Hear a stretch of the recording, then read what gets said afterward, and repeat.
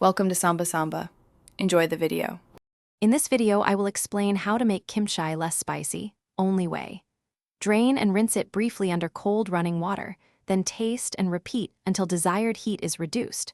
Pat dry, add neutral yogurt or pear slices to balance heat, and let kimchi rest in the refrigerator overnight.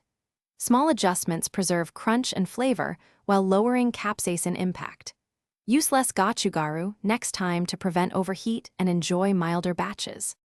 Rinse and test in small steps to protect texture and flavor while lowering heat. Use cold running water and brief rinses, tasting between sessions until the spice level feels right. If needed, pat kimchi dry and add a neutral element like grated pear or plain yogurt to further tame heat.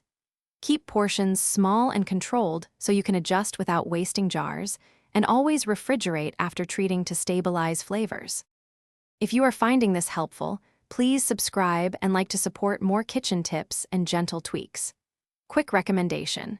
A book that can truly change how you think about money is The Simple Path to Wealth, a fun read I keep on hand when I'm thinking about saving and small improvements. Check the description for the link and other deals, then now let's get back to the video. Soaking is effective when rinses alone are insufficient. Use cold filtered water and a touch of rice vinegar for 10 to 20 minutes, then drain and taste. If heat persists, fold in unsalted shredded cabbage or crisp pear slices to dilute without losing crunch. For an immediate cooling effect, stir in a small amount of plain yogurt or neutral cream, tasting as you go to keep the kimchi balanced and enjoyable. Thanks for watching. Consider subscribing if we helped you.